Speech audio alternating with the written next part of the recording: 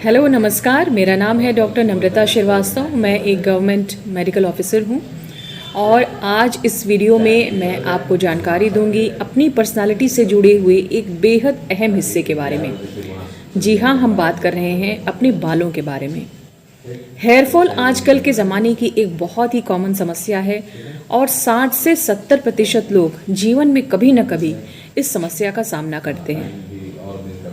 मेरे पास इसकी बहुत सारी रिक्वेस्ट आ रही थी कि हेयर फॉल पे भी एक वीडियो बनाऊं, तो मैंने सोचा कि आज इस वीडियो में मैं आपको हेयर फॉल के मोस्ट कॉमन कॉजेज़, क्या कारण होते हैं, कैसे पहचानते हैं कि हेयर फॉल हो रहा है, कब आपको ट्रीटमेंट की आवश्यकता है और क्या अपनी डाइट में ऐसी चीज़ें आप लें जिनसे आप इस समस्या से समाधान कर सकते हैं और अपनी प्रॉब्लम को पूरी तरह से ठीक कर सकते हैं। तो चलिए फ्रेंड्स, शुरू करते हैं। सबसे पहले तो मैं ये आपको बताना चाहूँगी कि हमारे बाल एक प्रोटीन से बने होते हैं और इसका नाम होता है केराटिन। साथ ही इसके रूट्स के पोर्शन में हेयर फॉलिकल्स होते हैं जो कि हमारे स्किन से अटैच्ड होते हैं। ये जो बाल होते हैं नॉर्मली हमारे 50 से 100 तक डेली गिरते हैं और इनकी जगह नए बाल लेते हैं। लेकिन जब हेयर फॉल की समस्या होती है तो बाल गिरने का जो रेशियो है वो बहुत ज़्यादा बढ़ जाता है। और जो कॉमन लक्षण होते हैं हेयर फॉल के कि बाल पतले होने लगते हैं, जिसको कि थिनिंग कहा जाता है। पार्टेशन यानी जहाँ से मांग निकालते हैं वो चौड़ा होने लगता है। बालों में डैंड्रफ की समस्या होना भी हेयर फॉल का एक बहुत प्रमुख कारण होता है। हेयर फॉल जब होता है तो बालों में बाल्ड स्पॉट्स दिखने लगते हैं, यानी कि खाली धब्बे दिखने लगते हैं जहाँ बाल कम होते हैं। तो इससे पता चलता है कि बाल बहुत तेज़ी से गिर रहे हैं और इसके लिए सचेत होने की आवश्यकता होती है। आइए अब हम जान लेते हैं क्या क्या मेन कॉजेज़ होते हैं जिनके कारण से ये बाल गिरने लगते हैं और किस कंडीशन में इसकी ट्रीटमेंट लेने की आवश्यकता होती है। जो मेन कॉज है उसका जेनेटिक भी होता है। जेनेटिक यानी कि अगर किसी के माता पिता में या बहनों में, भाइयों में पहले से ये देखा जा रहा है कि अगर बाल बहुत तेज़ी से झड़ते हैं तो उनके आगे आने वाली पीढ़ी पर भी इसका असर पड़ता है। तनाव एक बहुत प्रमुख वजह है आजकल के जीवन शैली की, जिसमें कि खाने पीने का रूटीन, सोने का रूटीन बहुत गड़बड़ हो गया है, जिससे कि बालों को प्रॉपर न्यूट्रिशन नहीं मिलता और उनकी सेहत पर बुरा असर पड़ता है। कुछ बीमारियां जैसे कि टाइफॉइड, माइग्रेन, हाइपरटेंशन और डायबिटीज़, ये कुछ ऐसी बीमारियां हैं जो कि बालों की जड़ों पर बुरा असर डालती हैं और हेयर फॉल की समस्या को बढ़ा देती हैं। आजकल बाज़ार में कुछ ऐसे केमिकल्स वाले शैम्पूज़, हेयर डाइज और ऑयल्स हैं जिनका अंधाधुंध बदल बदल के इस्तेमाल करने से भी बालों की सेहत पर बुरा असर पड़ता है। आजकल लोग पार्लर में भी ट्रीटमेंट करवाते हैं जिनमें कि काफ़ी ज़्यादा केमिकल्स यूज़ होते हैं, ब्लो ड्राइंग होता है और हीट इक्विपमेंट्स यानी कुछ ऐसे इंस्ट्रूमेंट्स इस्तेमाल किए जाते हैं जिससे कि बाल पतले, रूखे और बेजान हो जाते हैं और वो झड़ने लगते हैं।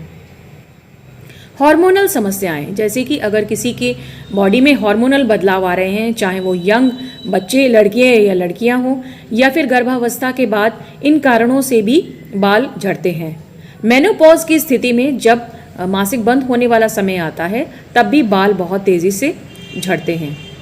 इसके अलावा बालों को बहुत कस कर बांधने से, यानी कि अगर हेयर स्टाइलिंग आप प्रॉपर ढंग से नहीं कर रहे हैं, बालों को हमेशा रफ तरीके से डील करते हैं, तो भी हेयर फॉल की समस्या बढ़ जाती है।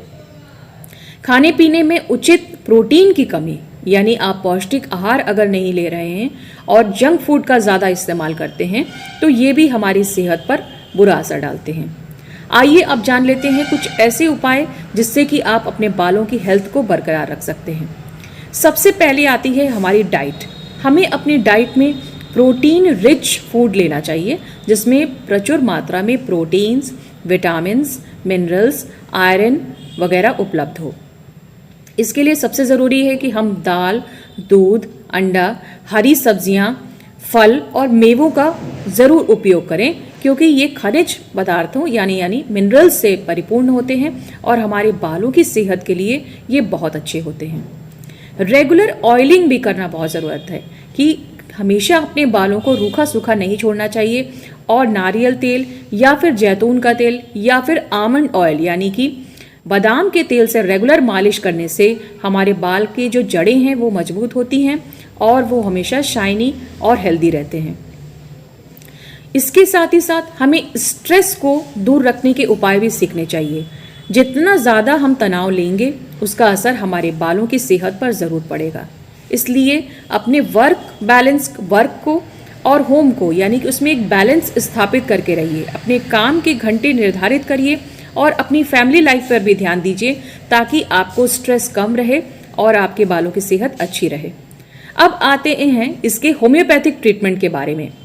होम्योपैथ में बालों का बहुत ही अच्छा इलाज है और डॉक्टर के बताए गए कोर्स के हिसाब से अगर आप मेडिसिन को सही तरीके से लेते हैं तो इस समस्या से आपको पूरी तरह से मुक्ति मिल सकती है।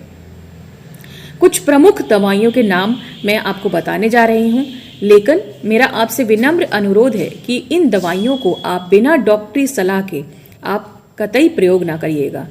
ये video educational point of view से बनाया गया है कि आपको ये जानकारी मिल सके कि होम्योपैथ में भी इसका अच्छा ट्रीटमेंट है और डॉक्टर से हम समस्या को बताकर इस समस्या को पूरी तरह से ठीक कर सकते हैं। एक बहुत कॉमन मेडिसिन जो हेयर फॉल के केस में होम्योपैथ्स देते हैं वो है लाइकोपोडियम।